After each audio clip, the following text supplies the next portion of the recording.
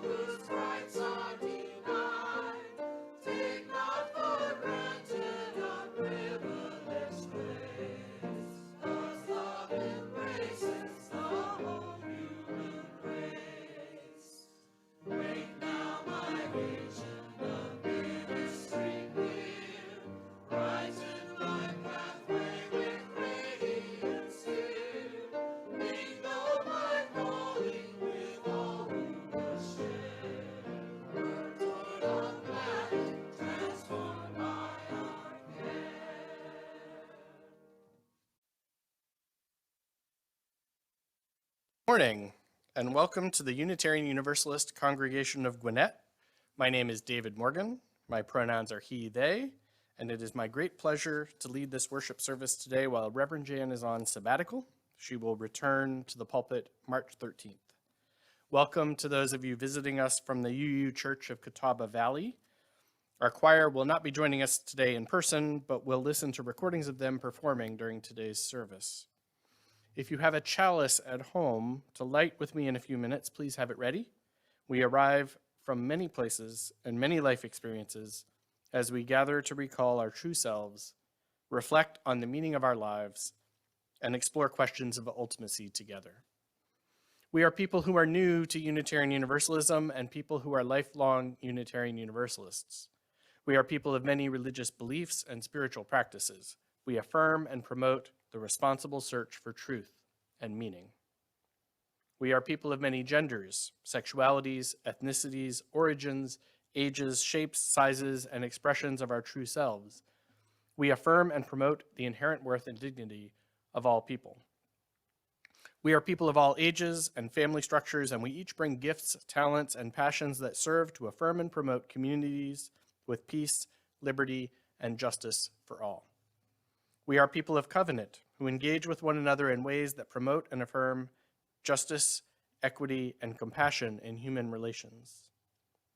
We are people who care deeply for our planet and understand that we are inextricably and profoundly connected with the web of all existence. We are people who welcome all who are seeking a community of faith that welcomes your whole self, all that you were, all that you are, all that you yearn to be. And you are just where you should be, in a room full of compassionate, thoughtful Unitarian Universalists ready to meet you where you are. You are welcome here. You are home. If you're a newcomer this morning, we welcome you and hope you will indeed find your spiritual home here with us. We are becoming a radically welcoming sanctuary in a green space. We foster spiritual growth as we joyfully nurture connections and community within our walls and beyond. If this is your first time here, I encourage you to join us several times to experience the full flavor of this congregation and this faith tradition. Come be curious, courageous, and compassionate with us. Now let us take a deep breath together to become more fully present to this precious time we've set aside to be together this week.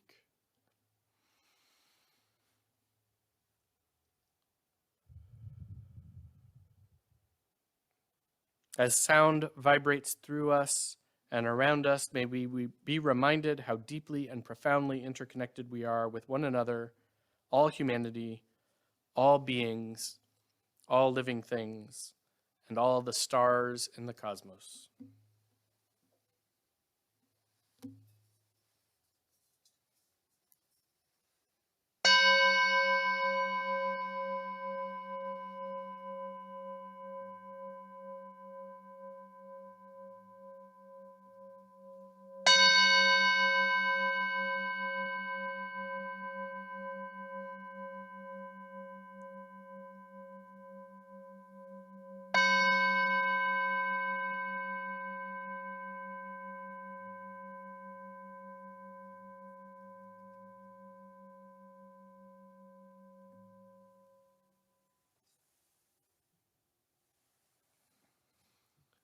Our opening words this morning are Praise the Rain by Joy Harjo.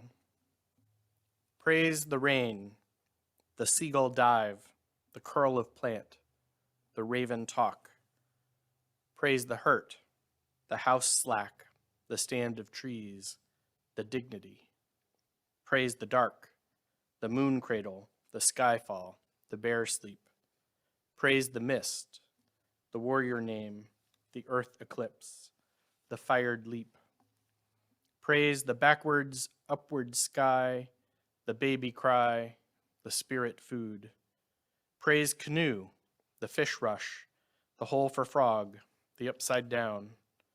Praise the day, the cloud cup, the mind flat, forget it all. Praise crazy, praise sad, praise the path on which we're led. Praise the roads on earth and water, praise the eater and the eaten. Praise beginnings, praise the end. Praise the song and praise the singer. Praise the rain, it brings more rain. Praise the rain, it brings more rain. And our chalice lighting words this morning are On the Brink of a New Year by Lois van Lear. We light this chalice on the brink of a new year, letting go of what has been, open and hopeful for what may come, renewed, restored, ready to live life fully anew. May we move forward with intention.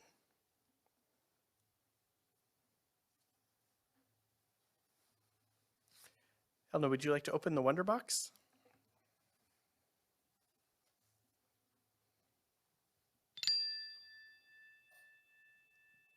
Ooh, what's that? It looks like a star. Wonderful. The star reminds me of the story that we're going to be reading here today, which is called Life, Light, Love by Vivian Ryder.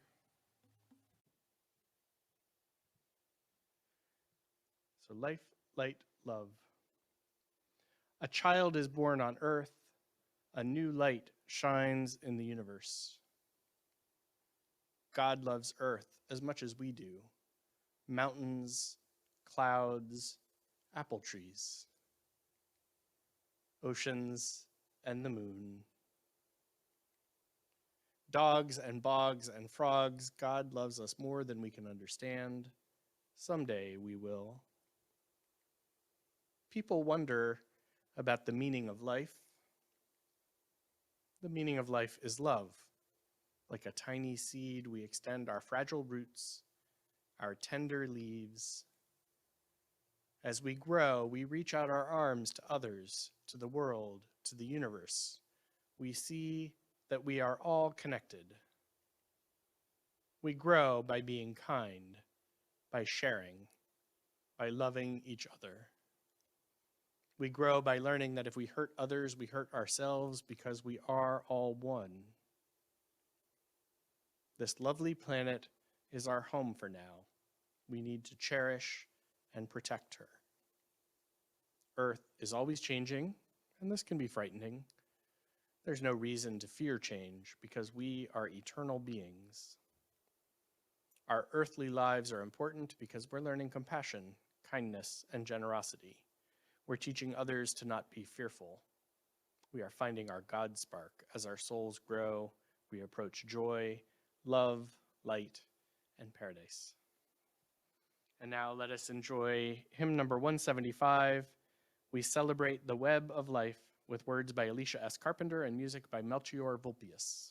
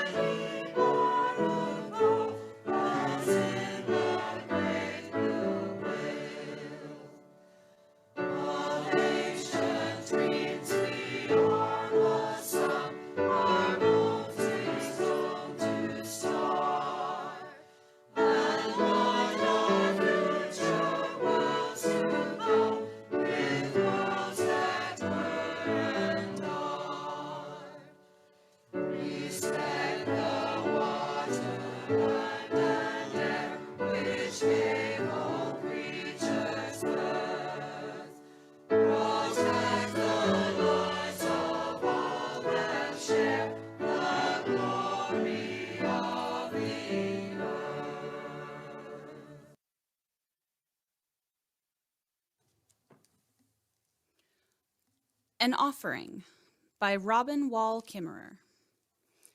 Most summer mornings of childhood, I woke to the sound of the outhouse door, the squeak of the hinge, followed by the hollow thunk as it shut. I rose to consciousness through the hazy songs of vireos and thrushes, the lapping of the lake, and finally, the sound of my father pumping the tank on the Coleman stove. By the time my brothers and sisters and I emerged from our sleeping bags, the sun would just be topping the eastern shore, pulling mist off the lake in long white coils. The small 4-cup coffee pot of battered aluminum, blackened with the smoke of many fires, would already be thumping. Our family spent summers canoe camping in the Adirondacks, and every day began this way. I can picture my father, in his red-checked wool shirt, standing atop the rocks above the lake. When he lifts the coffee pot from the stove, the morning bustle stops. We know without being told that it's time to pay attention. He stands at the edge of camp with the coffee pot in his hands, holding the top in place with a folded pot holder. He pours coffee out on the ground in a thick brown stream. The sunlight catches the flow, striping it amber and brown and black as it falls to the earth and steams in the cool morning air. With his face to the morning sun, he pours and speaks into the stillness. Here's to the gods of Tahawus.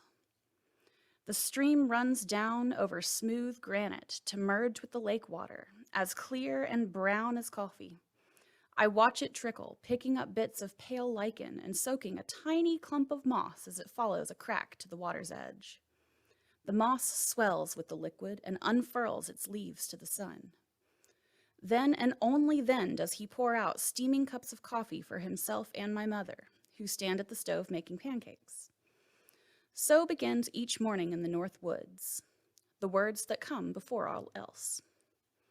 I was pretty sure that no other family I knew began their day like this, but I never questioned the source of those words, and my father never explained. They were just a part of our life among the lakes. But their rhythm made me feel at home, and the ceremony drew a circle around our family. But those words we said, "Here we are," and I imagined that the land heard us, murmured to itself, "Oh, here are the ones who know how to say thank you." I knew that in the long ago times, our people raised their thanks in morning songs, in prayer, and in the offerings of sacred tobacco. But at that time in our family history, we didn't have sacred tobacco, and we didn't know the songs. They'd been taken away from my grandfather at the doors of the boarding school. But history moves in a circle, and here we were, the next generation, back to the loon-filled lakes of our ancestors, back to canoes. The offering was made only under an open sky and never back in town where we lived. On Sundays, when other kids would go to church, my folks would take us out along the river to look for herons and muskrats, to the woods to hunt for spring flowers, or on picnics. The words came along. For our winter picnics, we would walk all morning on snowshoes and then build a fire in the center of a circle stomped down with our webbed feet. This time, the pot was full of bubbling tomato soup, and the first drop poured was for the snow. "Here's to the gods of Tahawus." Only then would we wrap mittened hands around our steaming cups. And yet, as I grew to adolescence, the offering began to leave me angry or sad. The circle that had brought me a sense of belonging turned inside out. I heard in the words a message that we did not belong because we spoke in the language of exiles. It was a secondhand ceremony. Somewhere, there were people who knew the right ceremony, who knew the lost language and spoke the true names, including my own. But still, every morning, I watched the coffee disappear into the crumbly brown hummus as if returning to itself, in the same way that the flow of coffee down the rock opened to the leaves of the moss. Ceremony brought the quiescent back to life, opened my mind and heart to what I knew but had forgotten. The words and the coffee called us to remember that these woods and lakes were a gift. Ceremonies, large and small, have the power to focus attention to a way of living awake in the world. The visible becomes invisible, merging with the soil. It may have been a second-hand ceremony, but even though through my confusion, I recognize that the earth drank it up as if it were right. The land knows you, even when you are lost. A people's story moves along like a canoe caught in the current, being carried closer and closer to where we had begun. As I grew up, my family found again the tribal connections that had been frayed, but never broken, by history. We found the people who knew our true names. And when I first heard in Oklahoma the sending of thanks to the 4 directions at the Sunrise Lodge, the offering in the old language of the sacred tobacco, I heard it as if in my father's voice. The language was different, but the heart was the same. Ours was a solitary ceremony, but fed from that same bond with the land, founded on respect and gratitude. Now the circle drawn around us is bigger, encompassing a whole people to which we again belong. But still, the offering says, "Here we are." And still, I hear at the ends of the words, the land murmuring to itself, "Oh, here are the ones that know how to say thank you." Today, my father can speak his prayer in our language, but it was "Here's to the gods of Tahawus" that came first, in a voice that I will always hear. It was in the presence of the ancient ceremonies that I understood that our coffee offering was not secondhand. It was ours. But years later, with my own answer already in place, I asked my father, "Where did the ceremony come from? Did you learn about it from your father and he from his? Does it stretch all the way back to the time of the canoes?" He thought for a long time. "No, I don't think so. It's just what we did. It seemed right." And that was all. Some weeks went by, though, and when we spoke again, he said, "I've been thinking about the coffee and how we started giving it to the ground. You know, it was boiled coffee. There's no filter, and if it boils too hard, the grounds foam up and get stuck in the spout. So that first cup you pour would get that plug of grounds and be spoiled. I think we first did it to clear the spout." It was as if he'd told me the water didn't change to wine. The whole web of gratitude, the whole story of remembrance were nothing more than the dumping of grounds. But you know, he said, there weren't always grounds to clear. It started out that way, but it became something else. A thought. It was kind of respect, a kind of thanks. On a beautiful summer morning, I suppose you could call it joy. That, I think, is the power of ceremony. It marries the mundane to the sacred. The water turns to wine, the coffee to a prayer.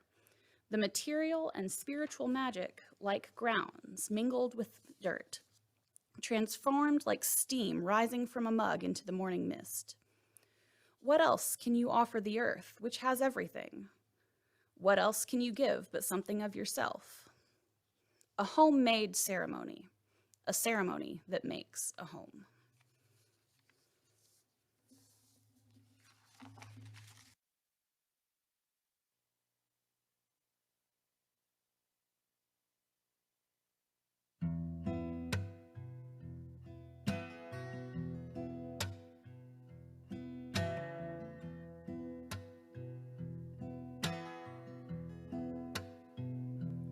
When I was a boy, each week, on Sunday we would go to church, pay attention to the priest, that he would read the holy word, and consecrate the holy bread, and everyone would kneel and bow.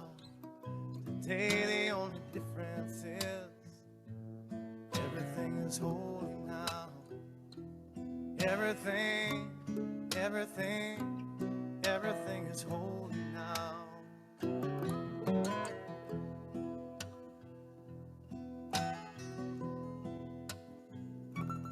when I was in Sunday school, we would learn about the time Moses split the sea in two, and Jesus made the water wine. And I remember feeling sad, miracles don't happen still. Now I can't keep track, 'cause everything's a miracle.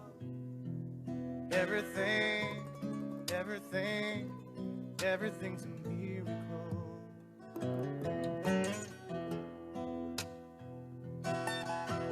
Wine from water is not so small, but an even better magic trick is that anything is here at all. So the challenging thing becomes not to look for miracles, but finding where there isn't one.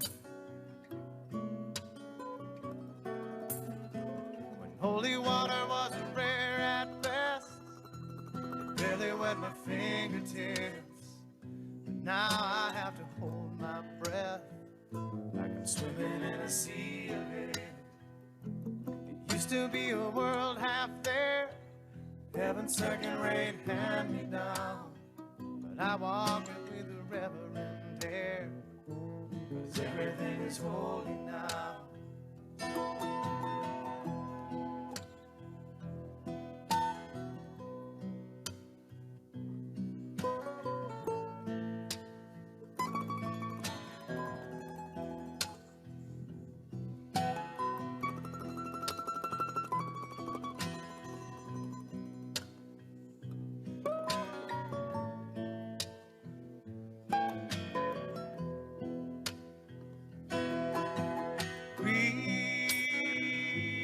Questioning child's face, say it's not a testament, that'd be very hard to say.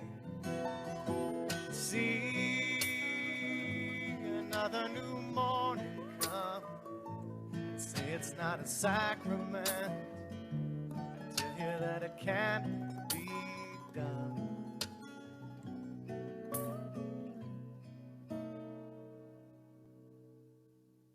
This morning outside I stood, I saw a little red-winged bird shining like a burning bush and singing like a scripture verse. made me want to bow my head. I remember when church let out, how things have changed since then. Everything is holy now. It used to be a world half there, heaven's second rate hand me down. But I walk it with a reverent air, 'cause everything is holy now.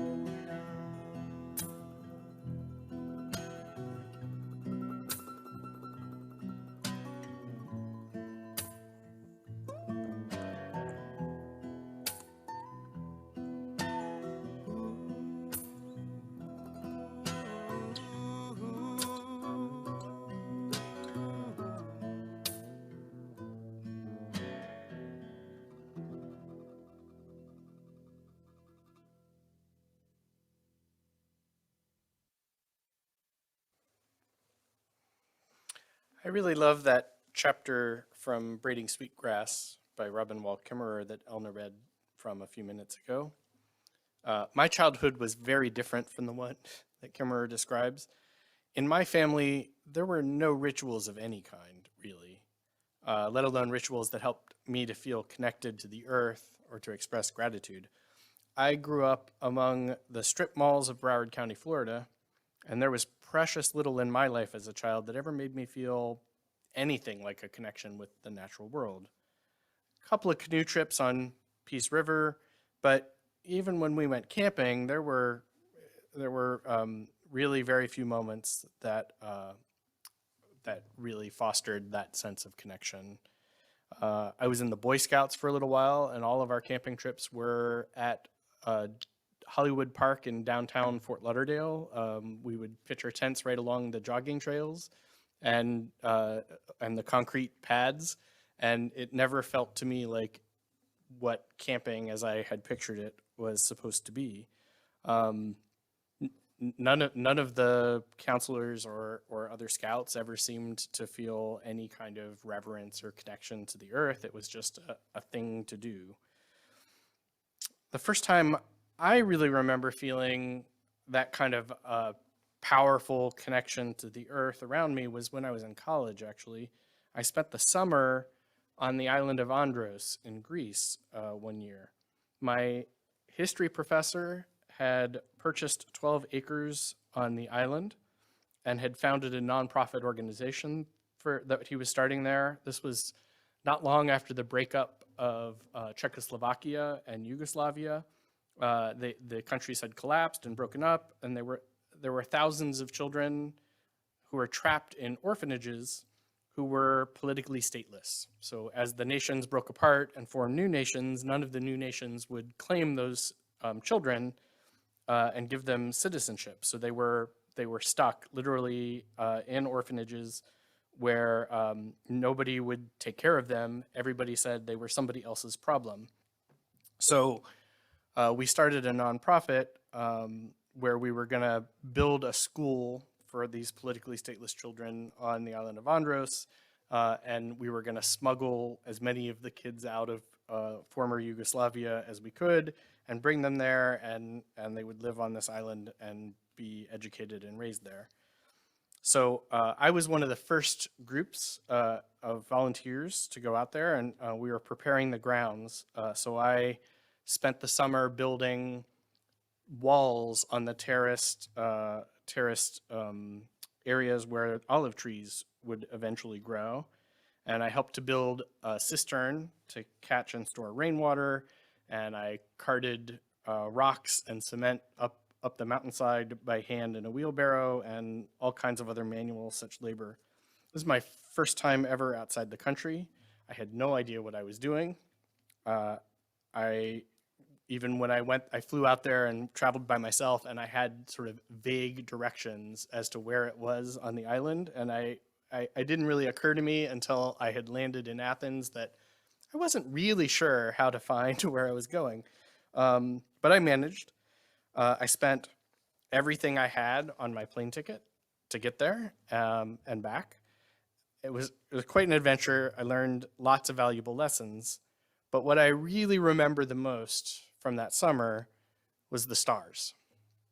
There was a small house on the property that we were restoring. It was one bedroom, a bathroom, a tiny little kitchen, living room space.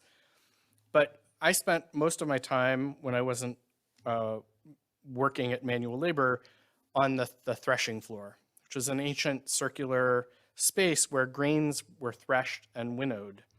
And the threshing floor was surrounded on three sides by the curving mountains and the stepped terraces that went up the mountainsides. It was a natural amphitheater with the threshing floor as the stage. And that's where I slept. I tossed my sleeping bag on the threshing floor, and every night for the 6 weeks I was in Greece, I laid on the stone floor and stared up at the stars in the sky. The stars were like nothing I had seen in my life in South Florida. Through the light pollution, I had been used to the idea of there being maybe a handful of stars that I could see. I could kind of pick Orion out in the night sky, and that was pretty much it from as a kid. But when I got to Greece, and that first night, laying out there on the threshing room floor, staring up at the sky, I mean, I knew that the Earth was in a galaxy that we called the Milky Way, but I had never understood the meaning of that term until then. The stars just spilling across the sky like spilled milk. After a hard day of carting large rocks up the mountain or digging with a pickaxe and a shovel, I would lie there at night and just stare at the stars for hours. I had seen a shooting star or two as a child, but in Greece, under that night sky, the shooting stars were frequent, and they lasted long enough that you could sort of point to one and follow it across the sky, and somebody else might look over and see the star that you were pointing to. It's an amazing experience for me. I felt as though I might fall into this vast universe and float away amongst those stars. And then I had this sort of transcendent experience that I kind of was floating away. I had fallen into this universe, that I'm part of this grand celestial dance of stars and planets and comets, nebula, meteors.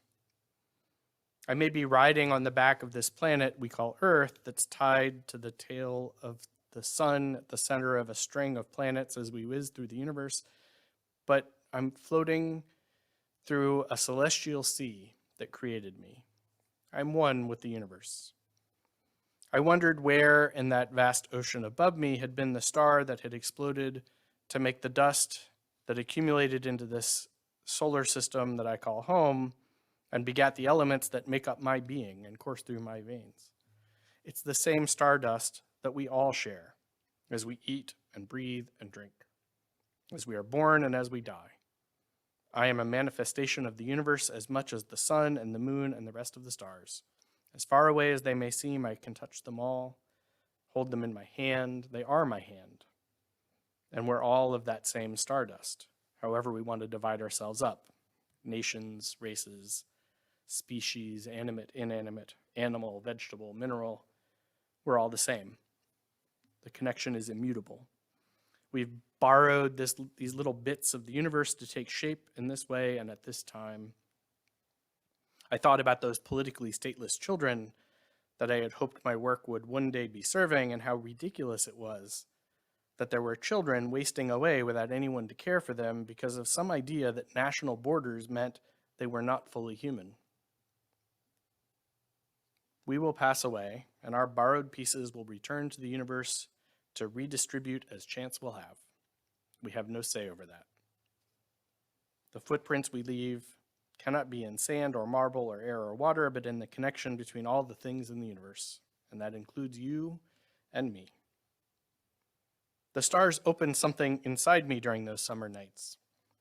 It started with that cosmic transcendent experience, sort of like in Vivian Ryder's story earlier today. I felt a new light shining in the universe, and it made me fall in love with the earth in a way that I hadn't experienced before. And then I flew back to Florida, and I went back to work, and I went back to school under the streetlights and the neon signs instead of the light of the moon and the stars. But I really wanted to hold on to that sense of wonder.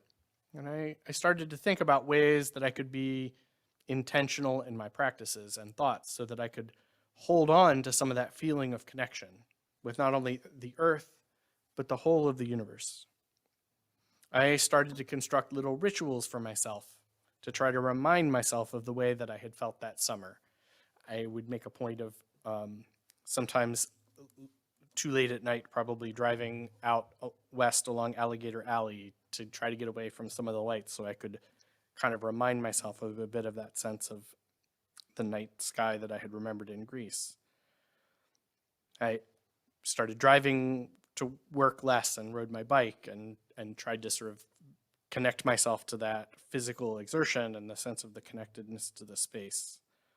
I tried to make a point of paying attention to the beauty even in that hellhole of South Florida, the beauty that was available to me, even if it wasn't the overwhelming splendor of the Cyclades. I made up all these small ways to remind myself to be grateful for the natural world that surrounded me. And then I noticed, like Robin Wall Kimmerer, when she was an adolescent, at some point I began to feel that what I guess would be a version of an imposter complex about the whole thing. Like I was making up these rituals for myself, but like Robin Wall Kimmerer said, somewhere there were people who knew the right ceremony, who knew the lost language and spoke the true names.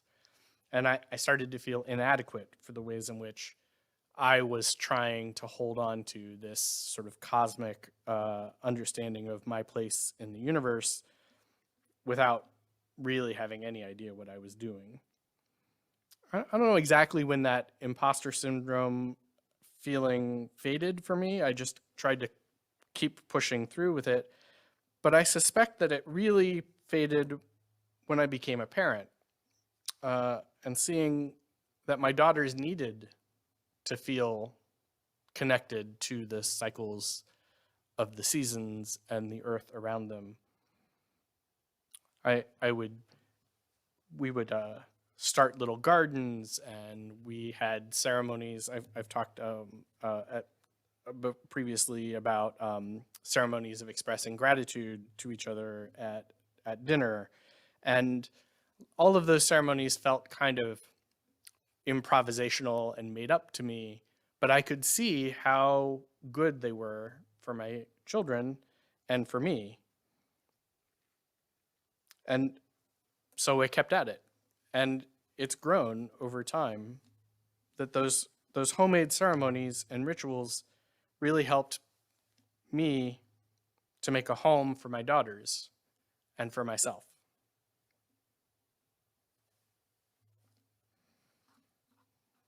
That's the end of my sermon.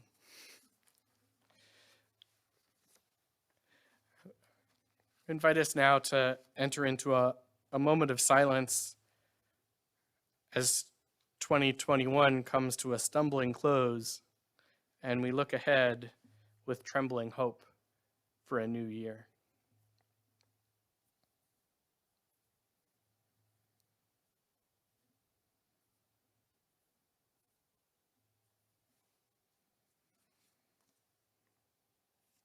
I'd like to offer this prayer as the year winds down. This is by Mark Stringer. As the year winds down to its close, and we are submerged once again in the seasonal darkness we have come to know so well, we have reason to think back upon the year that was, if only because it will soon be gone. We think back to the friends we have made, the sorrow we have endured, the love we have found, the loneliness we have survived. We think back to the blessings of being forgiven and the gift we offered to ourselves when we forgave. We think back to those who listened to us in our times of need and the times we could have listened more. We think back to the things we traded for our time and to what we may have overlooked in the process. We think back to the times when we were afraid and uncertain and we trudged ahead anyway, and the times when we were compassionate, when we could have been cold. In this season of still growing night, may we see more clearly against the dark backdrop of our living, the true light of our lives, the love we give to others, and the peace we nurture in ourselves. Now let us enjoy hymn number 1002, Comfort Me.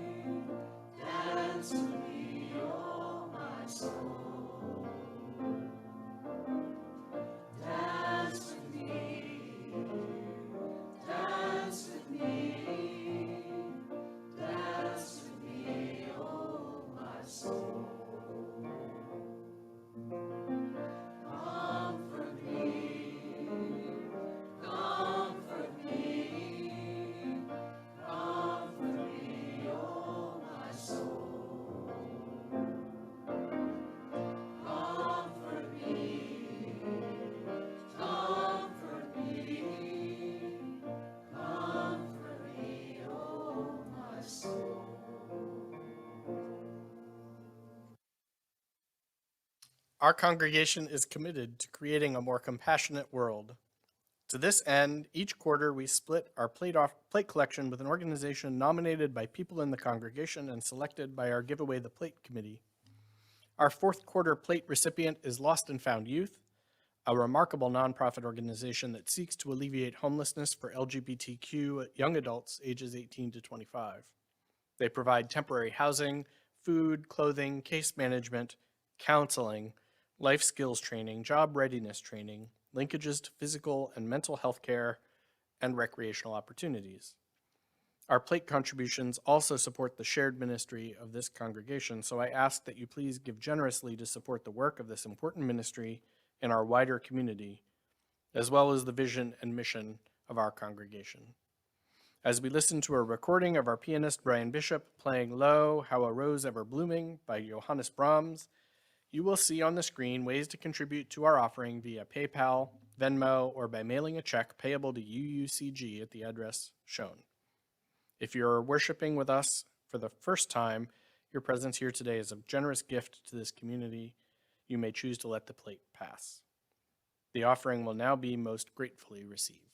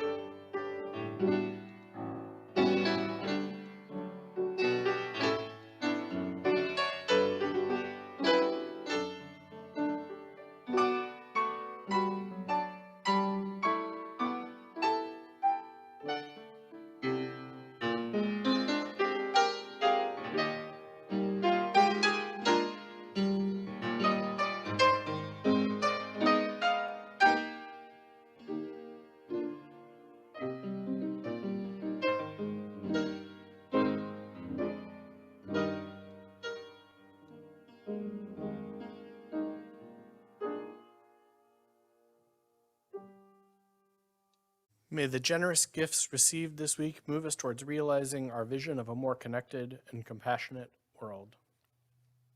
Please join me in offering gratitude this morning. I am grateful for our worship associate, Elna Brinnestad, for her contributions to the service today and for reading so beautifully. Thank you as well to Lorena Griffin, Ed Miller, and the rest of the Board of Trustees for monitoring the COVID stats and remaining flexible and cautious.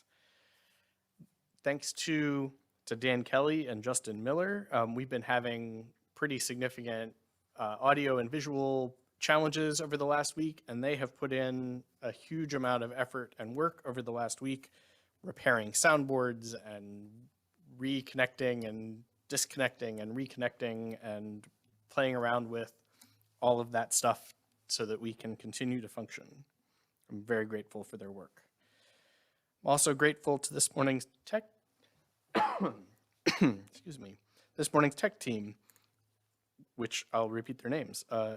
Dan Kelly and Justin Miller managed our video and sound today. Christiana McQuain served as our Zoom manager. Thank you so much. And now it's time for our call to connection.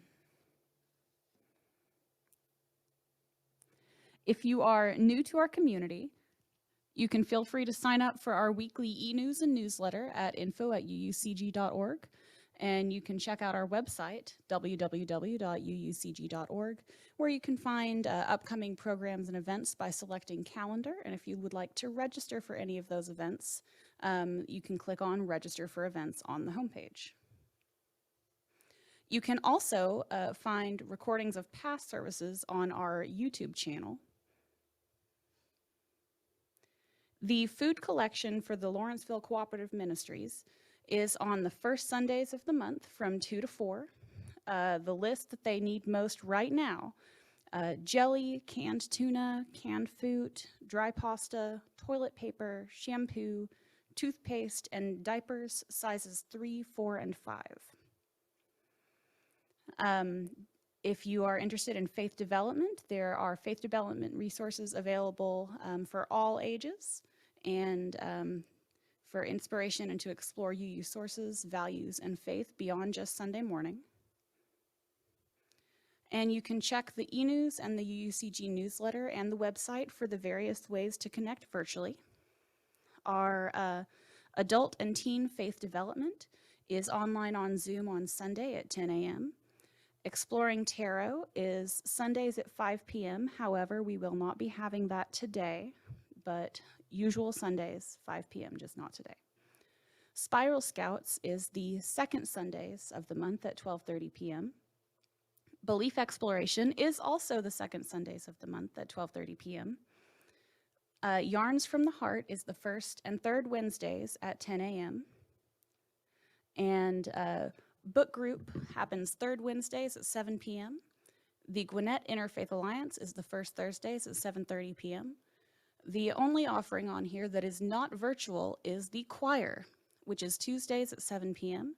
And Michael Parker, our choir director, has asked that anyone who has thought about joining choir, enjoys singing, wants to sing with people, please come to choir in person at the church at 7 p.m.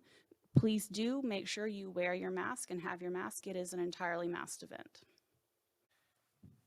Please rise in spirit as we say together the words we say as we extinguish our chalice, followed by hymn number 1064, Blue Boat Home, also by Peter Mayer. We extinguish this flame, but not the light of truth, the warmth of community, or the fire of commitment.